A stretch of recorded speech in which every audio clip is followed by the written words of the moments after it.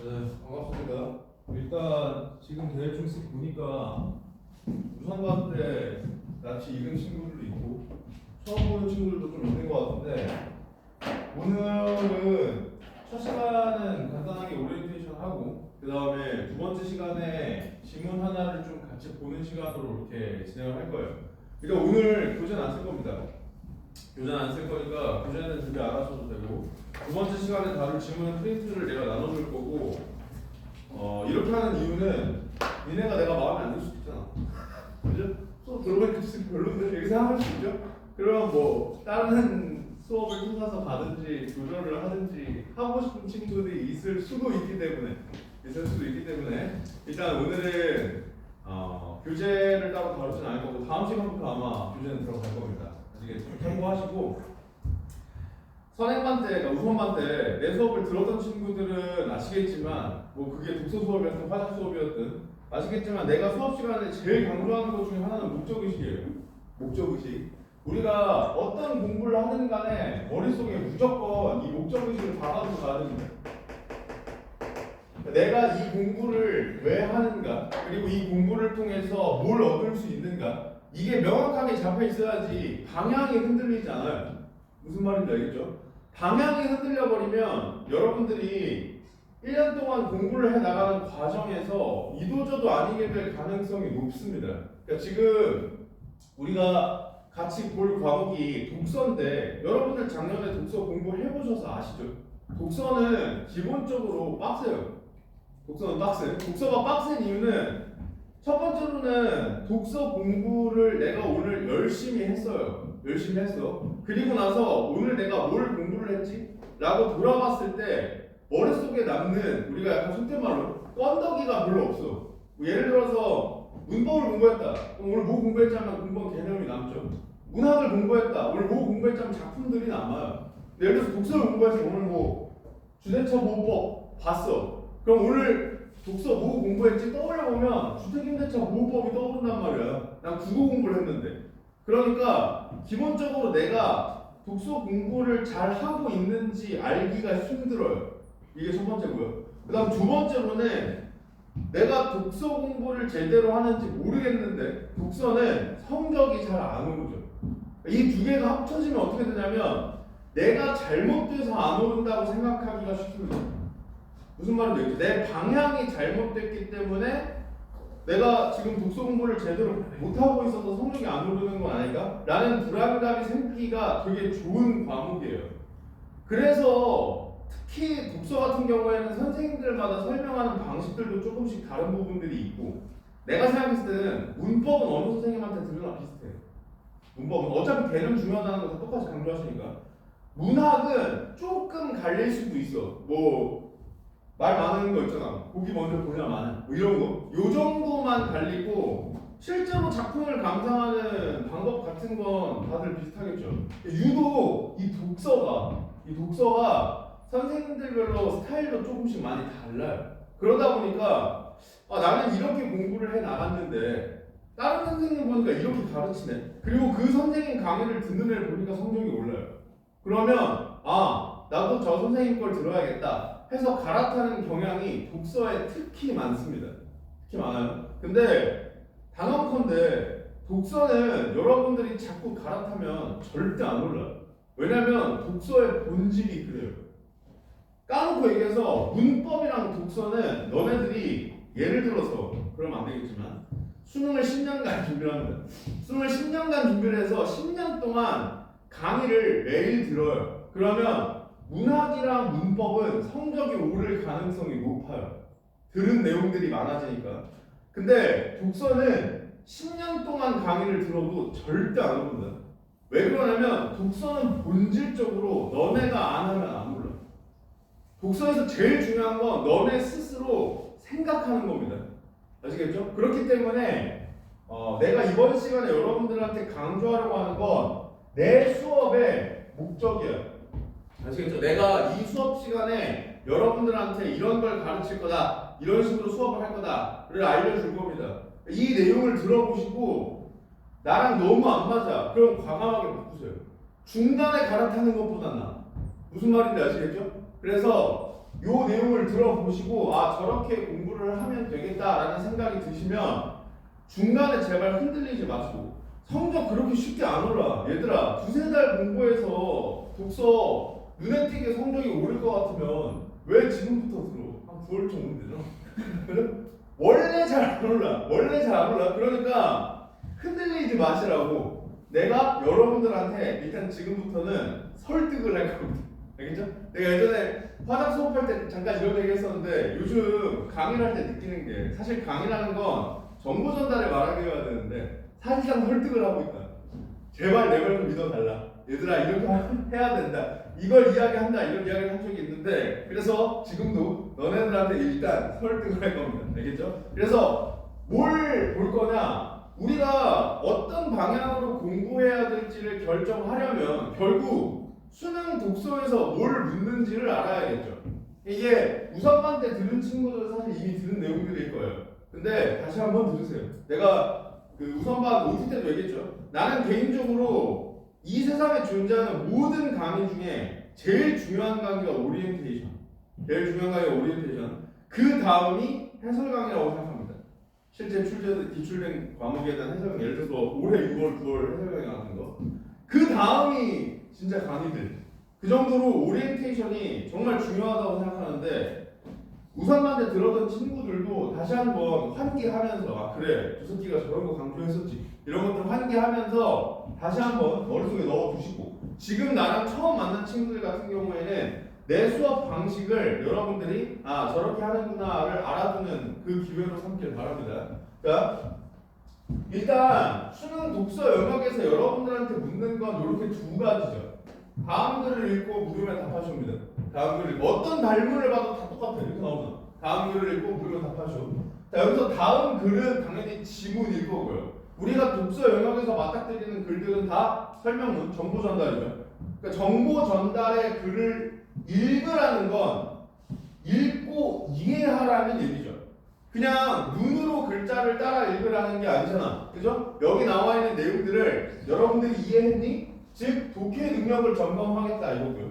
그 다음에 물음에 답하시오는 이해했으면 관련된 문제 풀어봐 이거죠. 얘는 이제 문제 해결력을 묻는 겁니다.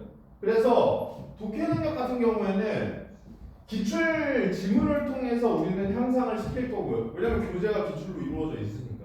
그죠? 그 다음에 지문 독해 능력을 키워서 독서 영역에 전반적인 대비를 할 거예요. 무슨 말이냐면 특정 지문을 알아두는 건 의미가 없다 이 얘기예요. 알겠죠? 그러니까 여러분들이 앞으로 내 수업을 들을 때 명심해야 될 게 지문의 내용을 이해하려고 하지 마세요. 무슨 말이냐면 이 지문은 다시는 안 나와. 다시는 안 나와. 그러니까 이 지문이 내가 이해가 안 됐어. 근데 내 설명을 들으니까 이해가 돼. 아, 이 지문이 이런 내용이구나. 이거를 알아봤자 의미가 없다 이 말이야. 어차피 그 지문이랑 똑같은 거 안 나와. 그럼 너네들 뭘 들어야 되냐면 나랑 조세피가 어떤 차이가 있길래 제 설명을 들으면 이해가 되지 이걸 잡아야 돼. 무슨 말인지 알겠죠? 글을 어떻게 읽는지를 잡아야 돼. 나는 이걸 이렇게 읽어서 이해가 안 됐는데 선생님은 저걸 저런 식으로 읽으니까 선생님 설명을 들었을 때 저 부분이 이해가 되네. 그럼 너네들이 필기하고 다음번에 피드백해야 될 건 그 방법론이지 지문의 내용이 아니라 이 말이에요. 무슨 말인지 알겠죠? 내가 수업의 목적을 이야기했었잖아요. 내 모든 과목 다 마찬가지인데 내가 어떤 강의를 할 때 애들한테 항상 하는 말 중에 하나가 내 강의의 궁극적 지향점은 내가 없을 때도 너네들이 공부를 할 수 있게 만드는 거다. 알겠죠? 그러니까 이 강의의 목적도 똑같아요. 내가 없을 때 너네들이 독서 공부를 하는 방법을 알려주려고 하는 거예요. 왜냐하면 너네들이 나랑 만나서 수업을 듣는 건 전체 자습 시간 통틀어도 공부 시간 대비, 그러니까 너네들이 수능 보기 전까지 공부한 전체 시간 대비 나랑 강의 시간에 만나는 시간은 극히 소수야. 그죠? 그러니까 이 강의를 듣는다고 성적이 무조건 오른다라고 이야기하는 선생님은 내가 생각했을 때는 사기꾼이야. 말이 안 돼요. 강의만 듣는다고 절대 성적은 오르지 않아. 아까도 이야기했지만 그냥 통계가 증명해요. 통계가 우리 흔히 이야기하는 1타 강사분들 있죠. 1타 강사분들의 수강생의 1등급 비율이 몇 퍼센트나 될 것 같아요? 극히 소수야. 근데 이게 그분들이 못한다는 게 아니라 당연한 거야. 왜? 상대평가잖아. 그죠? 수능은 상대평가죠. 4%만 1등급이야. 그러면 유명한 강사분일수록 수강생들이 많겠죠? 그럼 당연히 전체 대비 1등급 인원수는 줄어들 수밖에 없어요. 그러니까 누군가의 강의를 들으면 무조건 1등급이 나온다. 이건 말이 안 돼. 그냥 논리적으로. 무슨 말인지 알겠죠? 반대로 지금 학교에서 강의를 하신 선생님들이든 아니면 학원에서 나처럼 그냥 평범하게 강의를 하는 강사분들이든 제자 중에 1등급이 없을 수도 없어요. 무슨 말인지 알겠죠? 어떤 선생님이든 1등급 제자는 무조건 데리고 있어. 무조건 데리고 있어. 그러니까 너네들이 강의를 선택할 때 조심해야 될 건 첫 번째로 강의 듣는 걸 공부라고 착각하면 안 돼. 아시겠죠? 특히 성적이 잘 안 오르고 공부 방법에 대해서 조금 익숙하지 않은 친구들일수록 자꾸 강의를 들으려고 하는데 그 이유는 간단해요. 강의를 들으면 공부하는 것 같거든. 내가 오늘 예를 들어서 인강을 6시간 들었어요. 그럼 난 6시간 공부하는 것 같단 말이야. 그죠? 그 기분 때문에 듣는 거야, 사실. 6시간 강의를 들은 건 공부가 아니야. 그냥 단적인 예로 오늘 나랑 2시간 동안 독서 수업을 하겠죠. 100분 정도. 독서 수업을 하겠죠. 독서 수업이 끝났어. 그리고 다음 주에 너네들이 이 수업에 들어왔는데 오늘 배운 내용을 기억하지 못하면 지금 이 시간에 자빠져 자고 나가서 노는 데랑 결과적으로는 다를 바 없다. 무슨 말인지 알겠죠? 그러니까 강의를 듣는 건 공부가 아니야. 그 강의를 소화하면 공부량이 배가 되는 거예요. 무슨 말인지 알겠죠? 내가 자습을 2시간 하면 2시간 공부량을 확보할 수 있겠지만 2시간 강의를 듣고 자습을 2시간 함으로써 그 2시간의 내용 플러스 내가 공부한 내용까지 가져가게 되면 단순히 2시간 공부한 것보다 많은 양을 가져갈 수 있게 되는 거라고요. 그래서 강의를 듣는 건데 강의만 들어서는 안 돼요. 아시겠죠? 그래서 내 수업의 목표가 내가 없을 때 너네들이 혼자 독서 공부할 수 있게 만드는 거다라고 이야기하는 이유도 그것 때문입니다. 너네들이 자습 시간에 어떻게 공부하는지를 알아야 돼요. 하다못해 내 강의를 안 들어도 상관없어. 다른 선생님, 너네들이랑 더 잘 맞는 선생님을 찾아서 독서 강의를 듣는다고 하더라도 그 강의를 소화하고 어떤 방향으로 공부를 해야 되는지 그 방향성을 알고 있어야 너네들이 끝까지 흔들리지 않아요. 무슨 말인지 알겠죠? 그래서 그 내용을 이야기하려고 하는 겁니다.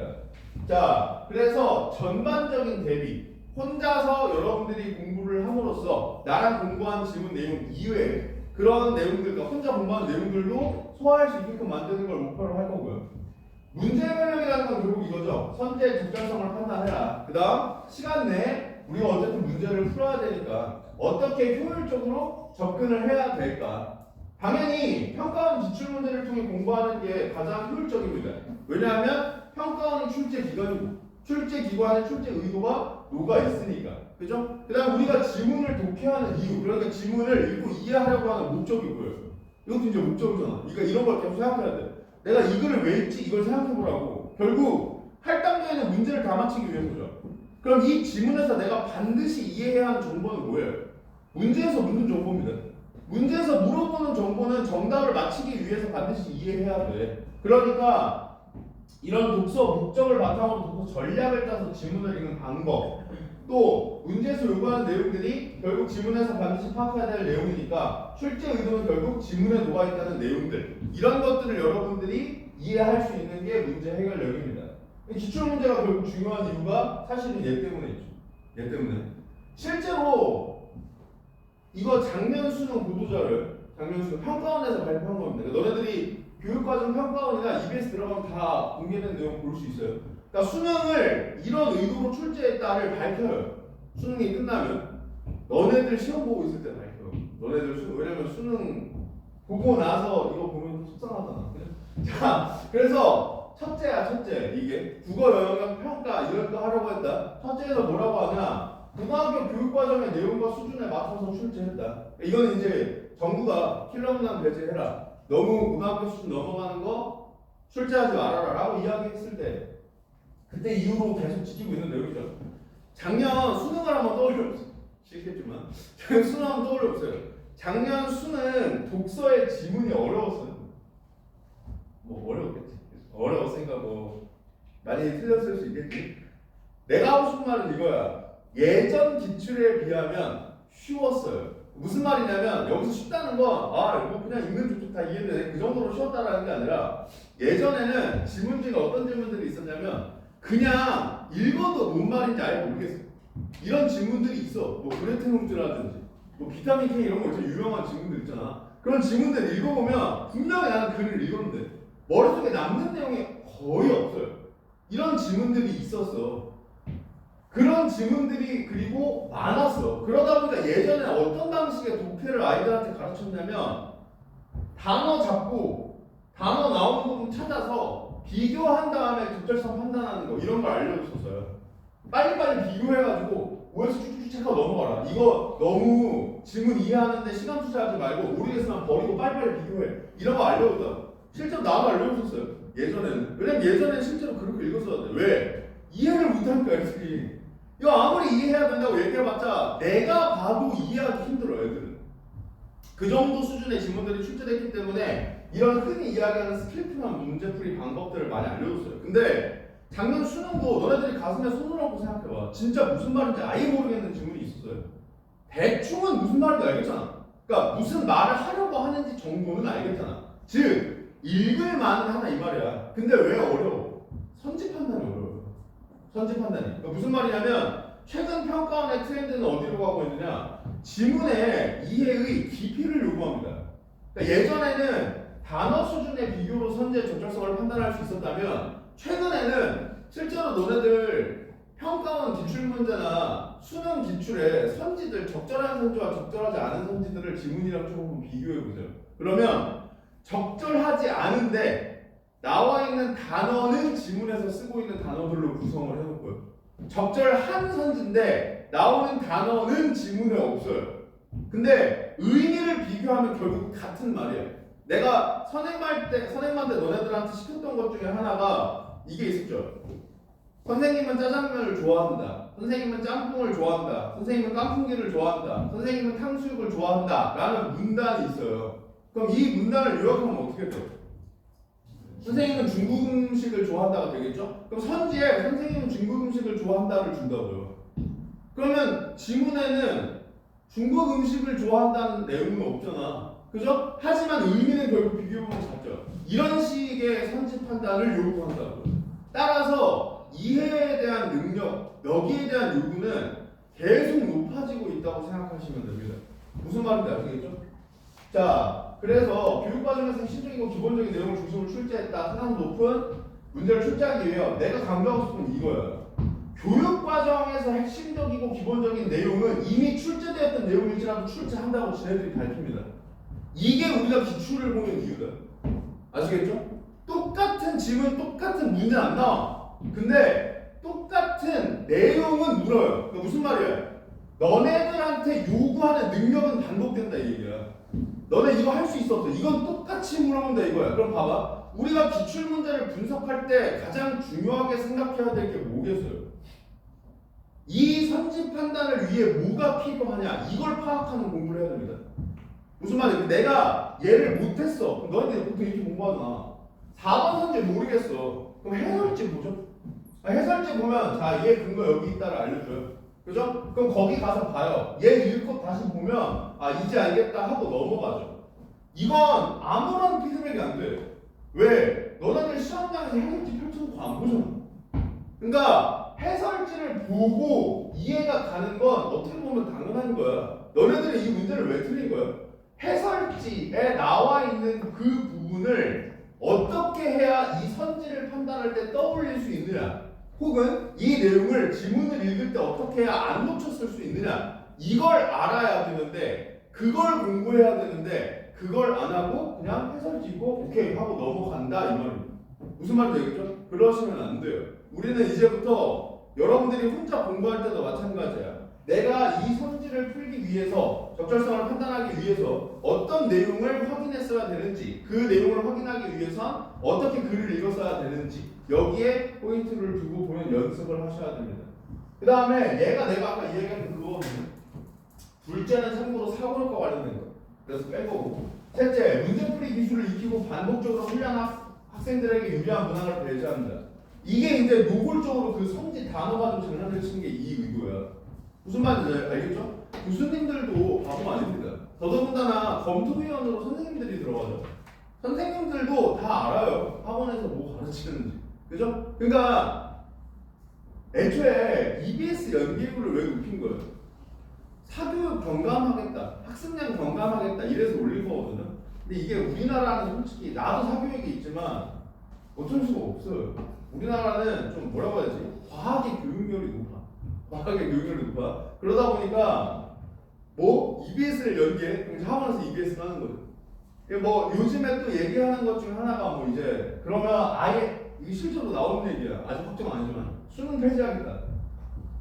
수능 폐지하고 100% 주관식 선정으로 내겠다. 뭐 이런 얘기 나오거든요. 그럼 내 생각에는 또 학원에서 그거 하겠지. 글 잘 쓰는 거. 그런 거 하겠죠. 그러니까 스킬풀한 부분이라도 배제하려고 하는 거예요. 그리고 보시면 이거 내가 안 넣어놨네. 이 5번째 연계율 얘기 나오거든.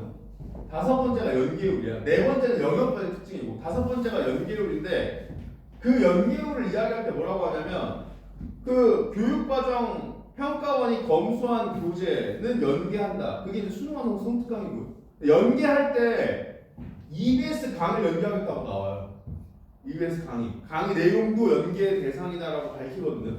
그러니까 학원에서 EBS 수업 듣지 말고 EBS로 들어. 이걸 사실 이야기하려고 하는 거지. 근데 이제 또 학원 가면 EBS 선생님이 나눠준 자료들도 다 나눠줘요. 그러니까 이런 식으로 약간 부딪히는데 어찌됐든 여러분들이 학원에서 배우는 뭔가 단어 수준 비교해서 해결하는 것 이런 부분들을 배제하겠다라는 것은 노골적으로 밝히고 있다. 이 얘기입니다.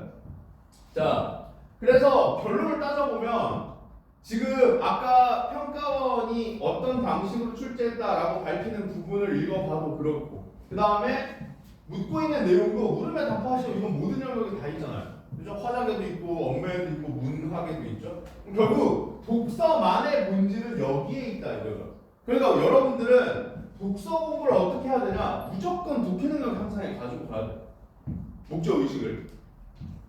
자, 그러면 여기까지 보면 방향 첫 번째 잡았죠. 우리는 독해 능력을 기르는 방향으로 공부해야 돼. 알겠죠? 이거 설득하려고 제가 얘기한 거예요. 내가 그냥 얘들아 내가 생각했을 땐 독해가 중요하다. 그러니까 독해를 해. 이렇게 이야기하면 너도 어차피 내 말 안 믿을 거다. 그죠? 그러니까 실제로 평가원의 발표라든지 보도 자료라든지 아니면 발문을 통한 이해를 통해 여러분들한테 이야기를 했던 거고요. 자, 그 다음에 이거는 진짜 내가 저 우선반 때 이야기했죠. 지겹게 얘기할 거라고. 우선반은 벌써 지겹죠? 진짜 지겹게 얘기했거든. 한 번에 확인해야 될 정보의 양은 적으면 적을수록 좋다. 이건 그냥 국어 영역의 대전제. 역시 우리가 머릿속에 박아놔. 이거는 문학, 뭐 독서, 언매, 화작 다 공통이야. 무조건 내가 한 번에 확인해야 될 정보의 양을 최소화하려고 의도적으로 생각해야 돼.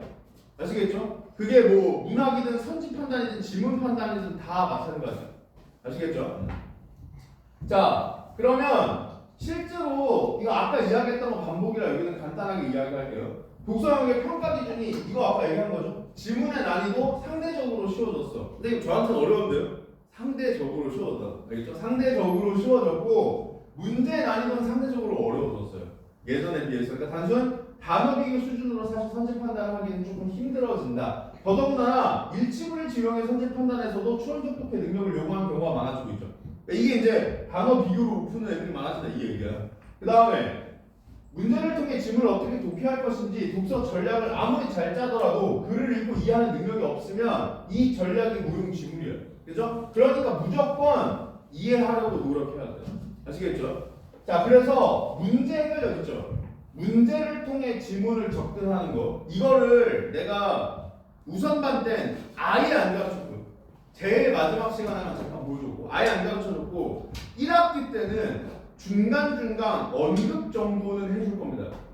언급 정도는 해줄 거예요. 근데 웬만하면 최대한 문제 해결력 그러니까 전략 어떻게 짜는 게 효율적으로 이 얘기는 웬만하면 안 할 거예요. 왜 그러냐면 1학기 때는 무조건 너네들이 독해에 몰빵을 해야 되는데 이게 문제를 통해 지문을 접근하는 방법이 좀 쉽게 얘기하면 야매거든요. 야매. 그러니까 아까 이야기했던 한 번에 확인해야 될 정보의 양을 줄여나가면서 읽는 스킬이에요. 스킬인데 이걸 한번 딱 배웠잖아. 그럼 애들이 무조건 그렇게만 풀려고 해. 왜? 이게 편하거든. 근데 그게 독해 능력이 없는데 그렇게 하면 이도저도 안 돼. 그렇기 때문에 무조건 독해 능력을 강조하되 1학기이기 때문에 어느 정도 언급은 할 겁니다. 그래서 언급할 때 여러분들이 그때그때 들어주시고 이제 6월, 9월 넘어가면 그 이후부터는 거의 반반으로 알려줄 거예요. 알겠죠? 그래서 시간이 흐르면서 좀 바뀔 거라는 거 알아두시고. 자, 그러면 지문 이해가 중요해? 그럼 내가 지문을 이해했는지 어떻게 점검하는지를 알아야겠죠. 그래야지 여러분들이 혼자 공부할 때 아, 내가 이해하면서 글을 읽고 있구나 이거 알 수 있을 거 아니야. 그죠? 어떻게 점검하느냐. 지문을 이해하기 위해 필요한 정보는 100% 지문에 존재해요. 이거는 그냥 불변이야. 왜? 그게 독서기 때문에. 애초에 독서 영역은 너네들한테 뭘 평가하는 거야? 이 글을 읽고 이 글이 이해가 되니를 평가하는 거죠. 그럼 당연히 이 글을 이해하기 위한 정보는 무조건 지문에 있어야 돼. 무조건. 안 그러면 독서 능력을 평가할 수 없어요. 밖에 있는 배경 지식을 끌고 온다? 그거는 독서 능력을 평가하는 게 아니잖아. 너 법 얼마나 알고 있어? 경제 얼마나 알고 있어?를 묻는 거죠. 그러니까 절대 그렇게 안 돼. 알겠죠? 절대 그렇게 안 돼. 선생님 가끔 있다 보면 제가 모르는 걸 배경 지식으로 알고 있어야 되게끔 출제하는 경우도 있던데요. 그거는 니네가 그만큼 모르는 거예요. 무슨 말인지 알겠죠? 그러니까 이걸 생각하셔야 돼요. 우리가 고등학교 1학년 교육과정까지를 국가 공통 기본 교육과정이라고 하거든요. 고등학교 1학년 수준을. 그리고 고등학교 1학년까지는 우리나라 국민이면 의무적으로 교육을 받아야 돼요. 의무 교육이야. 반대로 이야기하면 고1 수준의 교과 과정까지 배우는 내용들은 배경 지식으로 전제하고 내도 할 말이 없다. 무슨 말인지 알겠죠? 그래서 내가 사실 우선만 애들한테 몇 번 이야기를 해줬었는데 여기 앉아있는 친구들 중에도 그런 친구들이 있을 수 있어요. 배경 지식이 너무 없어요. 그러니까 나는 쉽게 얘기해서 고등학교 때 놀았어. 공부를 안 했어. 그래서 고등학교 1학년 수준인지 뭐 2학년 수준인지 3학년 수준인지 모르겠고 나는 그냥 몰라. 이런 애들이 있어요. 그럼 그런 애들을 어떻게 하냐면 이제 막 9월 이후에 내가 뭐 법, 요즘엔 경제 잘 안 나오지만 경제 이런 배경 지식이 부족하니까 아씨 이거 안 되겠는데 법, 경제, 배경 지식을 공부하기 위해 법, 경제를 공부해요. 이런 애들이 있거든요. 근데 그게 뭐 어떻게 생각하면 기특하지. 그렇게라도 하려고 하는 거잖아. 그죠? 근데 그냥 우리가 단적으로 생각을 해봐도 우리는 독서를 잘하기 위해서 공부를 하는 건데 법, 경제는 엄밀히 말하면 독서 능력 향상에는 배경 지식 이외에 도움이 안 되잖아. 그죠? 그러니까 쉽게 얘기해서 비효율적인 방향이잖아. 따라서 여러분들이 어떻게 생각을 하셔야 되냐면 배경 지식은 쌓는 게 아니라 쌓여야 돼요. 여러분들이 글을 읽는 과정에서 배경 지식은 자연스럽게 쌓여야 돼. 근데 그 과정을 언제 해야 되냐? 고1, 2 때 했어야 돼. 고1, 2 때. 내가 그래서 우선반 애들한테 내가 배경 지식이 너무 부족하다 혹은 독서 능력이 너무 부족하다 하면 고1, 2 기출을 풀라고 하거든. 고1, 2 기출을 풀라고 해. 그러면 고1, 2 기출을 풀어본 친구들은 알아요. 지금 나한테 몇 번 프린트 받아가고 했던 친구들도 몇 번 이야기하는데 고1, 2 기출 문제 여러분들 딱 보시면 우리가 고3 수준에서 배경 지식 삼아 이야기하는 내용들 있죠? 걔네들을 풀어놓은 지문들이 정말 많이 기출됩니다. 예를 들어서 법 같은 경우에는 민사법과 형사법의 차이라든지 이게 제재야. 민사법과 형사법의 차이라든지 아니면 채권이란 이런 거 있죠. 이런 것들을 다루는 거 아니면 뭐 한계형 체감의 법칙 이런 거 설명하는 지문이 그냥 기출이야. 그러니까 걔네들을 풀어보면 그러니까 읽고 이해하려고 노력하다 보면 첫 번째로는 읽고 이해하려는 노력 과정에서 독해 능력이 오르겠죠. 두 번째로는 얘를 이해했으니까 그 부분이 배경 지식으로 쌓인다고요. 이걸 1, 2학년 때 탄탄하게 해왔어야 돼. 근데 그 과정을 건너뛰면 3학년 때는 그런 것들을 자세하게 지금 설명 안 한단 말이야. 근데 너네들은 얘네들을 어떻게 공부해야 되는지 이게 무슨 뜻인지 모르잖아요. 그러니까 이제 그냥 그거 자체를 공부하려고 하는 거죠. 그것보다 차라리 1, 2학년 기출을 푸세요. 1, 2학년 기출 푸는 거 쪽팔려 하지 마. 네, 미리 얘기할게요. 오늘 우리 보고 2학년 기출이요. 그 주책임차. 읽어보세요. 쉬운지. 이게 1, 2, 3학년 지문 수준을 비교했을 때 당연히 3학년 제일 어려워. 근데 1학년이랑 3학년 기출 문제를 비교했을 때 1학년이기 때문에 아니 이건 뭐 내가 코판 수업하면서도 이해하겠는 걸? 그 정도 수준은 절대 안 돼. 알겠죠? 그러니까 내가 지금 독서 능력이 조금 부족하면 학년을 과감하게 낮추세요. 이렇게 생각하면 돼. 어차피 나랑 수업 시간에는 계속 3학년 기출 볼 거야. 평가원 기출 볼 거죠? 근데 너네들이 혼자 공부할 때 3학년 수준의 글을 혼자 이해할 수 있으면 3학년 수준을 보는 게 당연히 제일 좋아. 당연히 제일 좋아. 근데 이게 내가 혼자 하면 잘 안 돼. 그럼 자습 시간을 허투루 쓰잖아. 그죠? 그러니까 내가 100% 이해할 수 있는 지문을 보는 것보다는 적당히 이해 안 가는 지문을 보는 게 당연히 공부 입장에서 훨씬 좋은데, 적당히 이해 안 가는 지문을 보는 것보다 아예 이해 안 가는 지문을 보는 건 아무 의미가 없어진다. 무슨 말인지 알겠죠? 그러니까 내가 3학년 수준이 너무 버거우면 1학년 걸 보세요. 1학년 걸 보면서 실력을 늘려요. 그래서 어느 순간 이게 만나겠죠. 내가 수업하는, 선생님들이 수업하는 지문의 수준이랑 너네들이 자습 시간에 다루는 지문의 수준이 딱 만나는 지점이 온다고요. 이제 내가 혼자 공부할 때도 선생님이 수업 시간에 다루는 지문도 뭐 그냥 어느 정도 시간 투자하면 다 이해할 수 있겠는데? 라는 순간이 오면 그때부터 성적은 오른다고. 무슨 말인지 알겠죠? 그러니까 학년을 과감하게 낮추셔도 됩니다. 어쨌든 다시 돌아와서 100% 지문에 존재하게 돼요. 따라서 납득이 가지 않는 내용이 없어야 돼요. 반대로 얘기하면 어떻게 이해도를 점검해야 되냐? 지문을 읽는 내내 납득이 안 가는 지문이 없어야 돼요. 무슨 말인지 알겠죠? 그러니까 문장 같은 걸 읽을 때 이게 뭔 말이에요? 이런 생각이 안 들어야 정상이라고. 지문을 다 읽고 나서는. 무슨 말인지 아시겠죠? 이걸 통해 여러분들이 지문의 이해도를 점검해야 됩니다. 그리고 지문의 내용이 모두 납득됐어요. 그러면 당연히 선택 판단에 문제가 없어야 돼요. 이것도 당연하죠. 독서 영역이에요. 독서 영역이에요. 문제는 너네들한테 뭘 평가하기 위함이야? 이거 이해했는지를 평가하기 위함이야? 내가 100% 납득됐으면 이거 100% 이해됐다는 얘기죠? 그럼 당연히 선택 판단에 문제가 없어야 돼. 무슨 말인지 아시겠죠? 그냥 독서는 본질 자체가 거기에 있기 때문에 당연한 얘기입니다. 당연한 얘기예요. 반대로 얘기하면 선지 판단을 할 때 지문으로 거의 돌아가지 않아도 됩니다.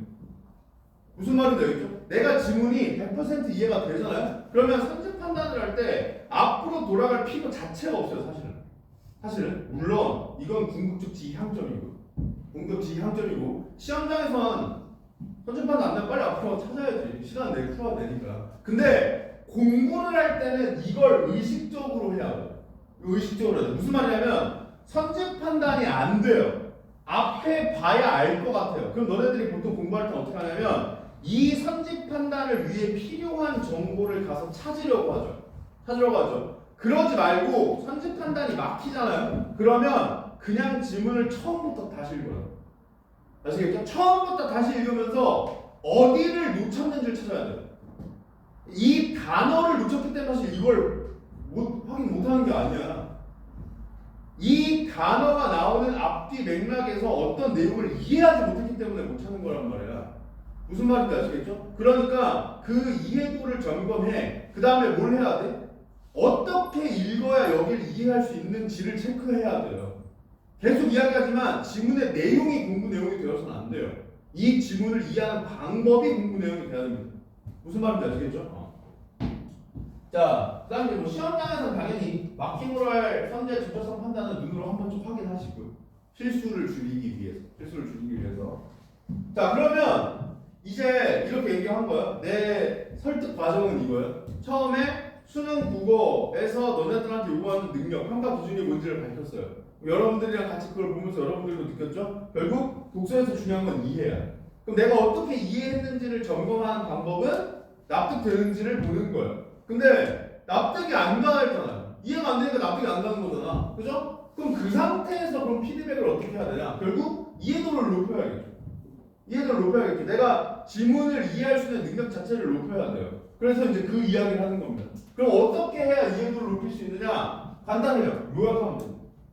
요약하면 됩니다. 이 요약하라 혹은 요약이 중요하다. 이건 너네들이 중학교 때부터 주구장창 들었을 거예요. 요약이 중요하지 않다고 이야기하는 사람 없잖아요. 그죠? 근데 요약해라고 하면 너네들이 겪는 문제점은 크게 두 가지가 있죠. 첫 번째, 요약 그거 어떻게 하는 건데요? 어떻게 하는지 잘 모르겠습니다. 두 번째, 선생님 제가 요약을 한다고 했는데 제대로 했는지 모르겠어요. 그래서 제가 공부를 제대로 하고 있는지 모르겠어요. 보통 요 두 가지를 너네들이 문제점으로 꼽죠. 자, 그래서 정리합니다. 자, 요약의 핵심은 그냥 하는 거예요. 알겠죠? 잘했냐 못했냐 중요하잖아. 그냥 하는 거야. 자, 역시 마찬가지야. 이거 내가 약하는 거 아니야. 내 생각을 이야기하는 게 아니야. 이거 다 독서교육론에 나와 있는 내용입니다. 아시겠죠? 실제로 아주 똑똑하신 학자분들이 출처를 밝히자면 하버드대에서 이미 실험을 한 거예요. 그래서 그냥 하기만 해도 독해 능력이 올라요. 물론 요약을 잘하면 잘할수록 독해 능력도 더 많이 오르겠지. 근데 중요한 건 하기만 하면 오르긴 무조건 올라요. 그러니까 잘하려고 노력하거나 막 이런 애들 있잖아. 뭔가 완벽해야만 공부하는 애들. 아, 책상이 좀 더러워. 좀 치워야 돼. 약간 배가 고파. 그러면 뭐 먹어야 되고요. 중간에 한 20분 있다가 화장실 가야 될 것 같아. 그러면 20분 있다가 화장실 갔다 와서 해야 되고. 뭐 이런 애들 있잖아. 조건 갖춰줘야 되는 애들.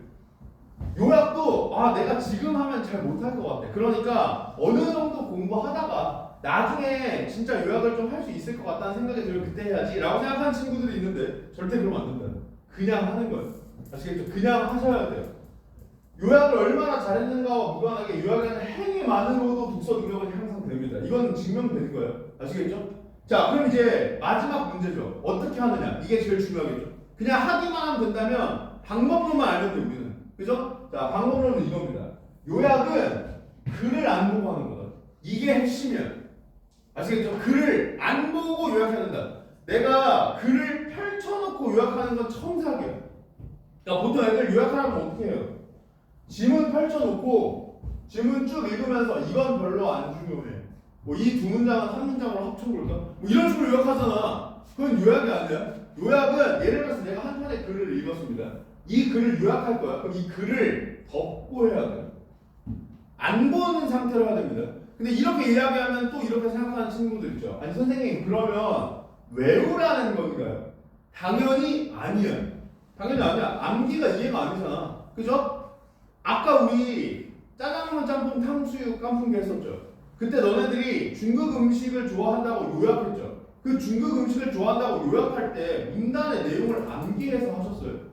아니잖아. 이해되면 안 보고 돼요. 무슨 말인지 알겠죠? 영화를 한 편 보고 나왔어. 친구가 영화를 요약해달래. 그 영화를 요약할 때 너네들이 그 영화의 씬 넘버별 장면을 암기한 다음에 요약하지 않잖아. 그죠? 전체적인 흐름을 잡을 수 있으니 그 흐름 속에서 기억나는 에피소드들을 덧붙이는 거나 요약도 똑같다고요. 무슨 말인지 알겠죠? 이 글을 읽었을 때 가장 핵심적으로 중요한 내용들을 떠올린 상태에서 그 내용과 관련된 설명들을 붙여가면서 안 보고 하려고 노력해야 돼요. 무슨 말인지 알겠죠? 그래서 글의 흐름 잡아가면서 주요 개념 정리해야 되고요. 글을 보지 않은 상태에서 요약하기 위해서는 두 가지가 전제돼야 돼요. 첫 번째, 암기하는 게 아니라 이해가 돼야 돼요. 나도 글 전체 암기는 못해요. 글 전체 암기가 되는 애들이 있을 수도 있어. 천재라면. 그죠? 뭐 그런 친구들은 알아서 더 좋은 데 가라고 하시고 우리랑 경쟁할 분들 아니잖아. 그죠? 이해가 돼야만 전체 글을 요약하는 게 가능해집니다. 무슨 말인지 알겠죠? 그 다음 머릿속의 정보를 정리할 줄 알아야 돼요. 무슨 말이냐면 내가 다 이해됐어도 글 전체를 요약하려면 이 전체 내용을 머릿속으로 구조화할 수 있어야 돼요. 무슨 말인지 알겠죠? 단순 정보 나열이 요약이 될 수는 없잖아. 그죠? 근데 독서에서 요구하는 능력이 이해와 구조화란 말이야. 그러니까 요약은 하기만 하면 느는 거예요. 요약을 하기 위해 필요한 내용이 독해에서 요구하는 능력이기 때문에 요약을 하기만 하면 독해 능력이 오르는 거예요. 무슨 말인지 아시겠죠? 따라서 앞으로 내 강의가 아니라 다른 선생님의 강의를 들을 때 너네들 자습할 때도 이 요약이라는 행위를 무조건 하려고 노력해야 됩니다. 아시겠죠?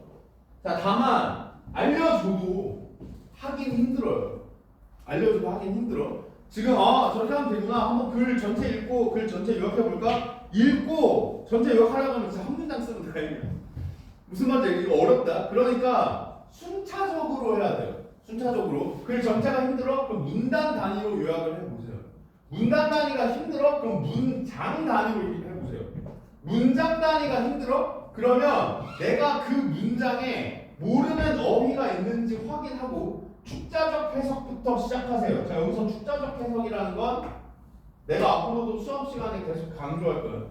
내가 수업 시간에 강조하는 것 중에 하나가 축자적 해석이고, 내가 수업 시간에 제일 지랄하는 것 중에 하나가 어휘입니다. 알겠죠? 내 수업을 들은 애들은 알 때 나 어제 개지랄하는 거야. 내가 우선반한테도 분명 얘기했어. 우선반은 부드럽게 한 편이라고. 1학기 여기부터 정규반부터는 어휘 안 찾아오면 진짜 거의 반 죽일듯이 지랄할 거야. 알겠죠? 왜 그러냐면 일단 첫 번째로 단어는 언어의 근본이에요. 제일 기초적인 거잖아. 그러니까 어휘력이 딸리면 당연히 글이 이해가 안 돼요. 당연한 거야. 근데 너네들이 한국인이잖아. 그죠? 그러니까 너네들이 보통 어떻게 생각하냐면 나오는 어휘를 다 안다고 착각한단 말이야. 근데 여기서 안다의 기준은 뭐냐면 얘를 봤다나 대충 어떤 맥락에서 쓰이는 줄 안다가 아니라 내가 정해주는 거야. 내가 너네한테 물어봤을 때 나를 납득시켜야 하지 않은 거야. 무슨 말인지 알겠어? 내가 너네한테 물어봐. 야, 이 어휘 무슨 뜻이야? 라고 물어봤는데 내가 너의 설명을 듣고 그래 그렇게 이해하면 돼 라고 납득해야만 아는 거야. 알겠죠? 만약에 그게 자신이 없으면 그냥 찾는 거예요. 알겠죠? 내가 이걸 시키는 이유는 두 가지라고요. 첫 번째, 목적 의식이 제일 중요하다고 그랬죠? 근데 공부에서 그럼 제일 중요한 건 뭐냐? 자기 점검이에요. 공부에서 제일 중요한 건 자기 점검이에요. 어떤 과목이든 마찬가지야.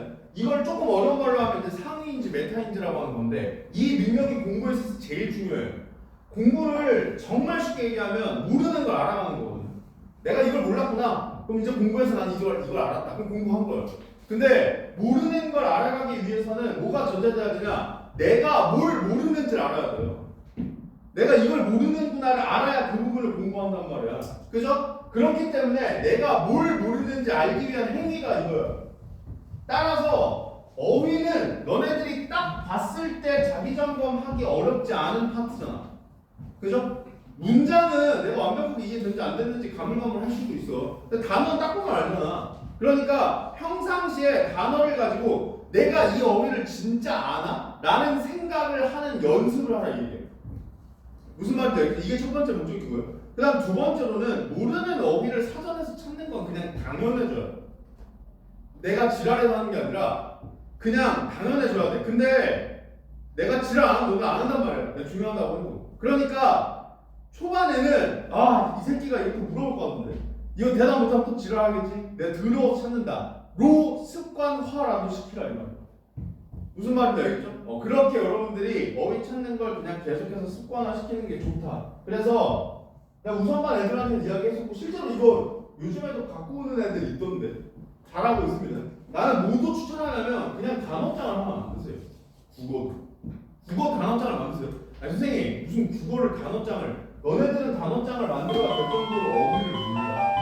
알겠죠? 그래서 이 단어장과 관련된 내용을 잠깐 쉬었다가 이어서